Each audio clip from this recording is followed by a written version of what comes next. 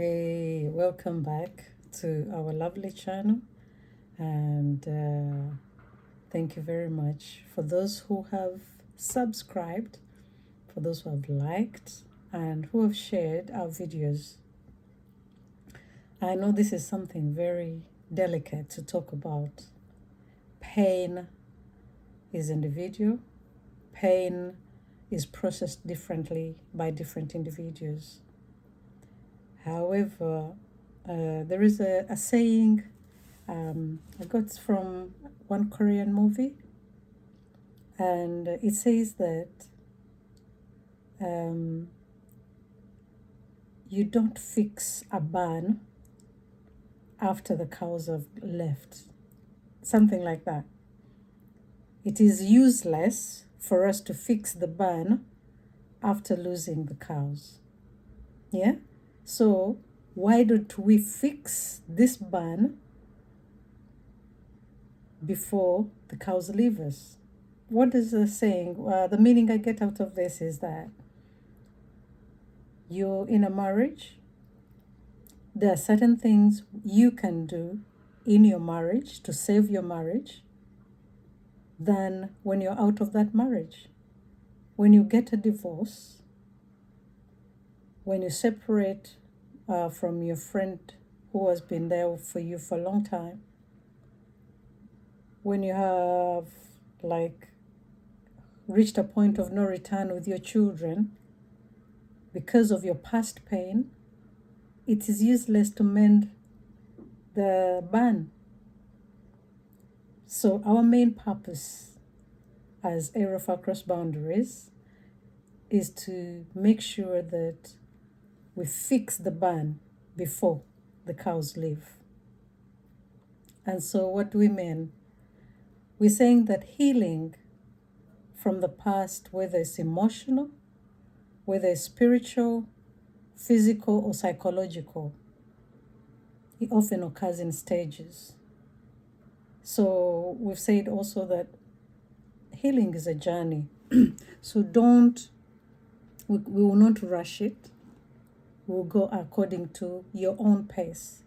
But there are certain things you can follow and say, the Bible guides us with the different people that have gone through different experiences of pain.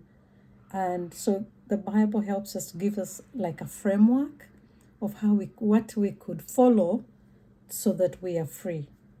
Like I always remind you that Jesus came that we may have life and have life more abundantly.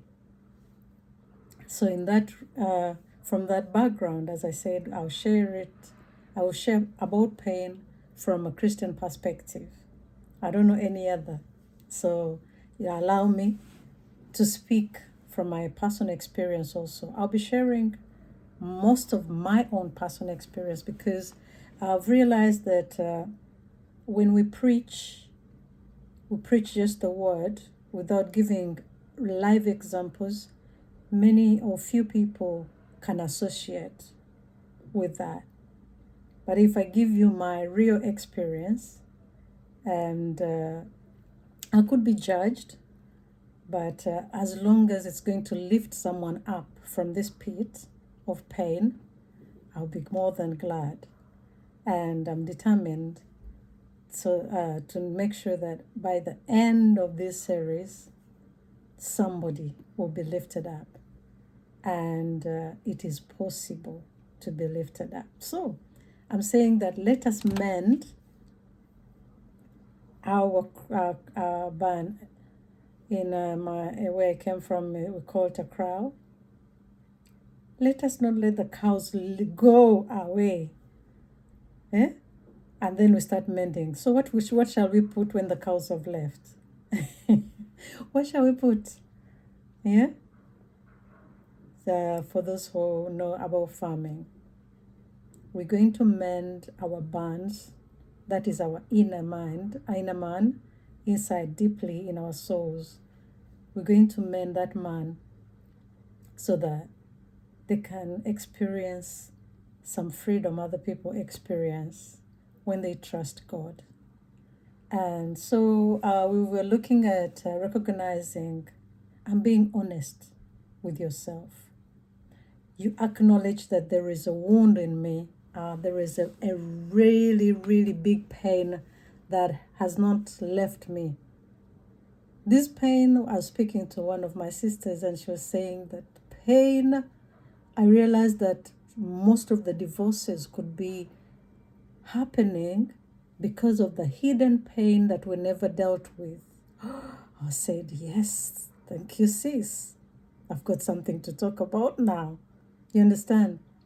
Some of the broken relationships we have or we experience today could be because of the pain we never recognized that we have. So this is really important. It is important to recognize that you have pain and share it out. Share it out with your trusted friends. I said before that people who not take this message away or take it to other people or give it talk about you with other people on different platforms. Trusted space.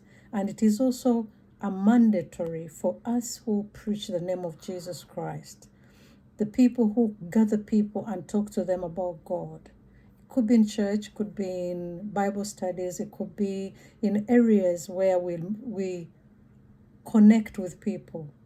Let us create safe spaces that these people can pour out their pain. In therapies, the therapists normally gather people in communities or wherever in their clinics, and different people maybe are recovering from alcohol or recovering from sex addictions or any different addictions, and they gather them and they speak in a safe space whereby people, if they want to speak, they speak. If they don't want to speak, they don't speak. I've seen such sessions. So as Christians, can we do that? It's a challenge we have in this generation whereby the world is running quicker than ourselves. The pace is too fast. But to some of those who can't follow the pace, what is their solution? So please subscribe. Please like our videos and share. Share to somebody, to your friend, to anyone you think is going through pain. So we do this together, and we'll see you soon. Thank you very much.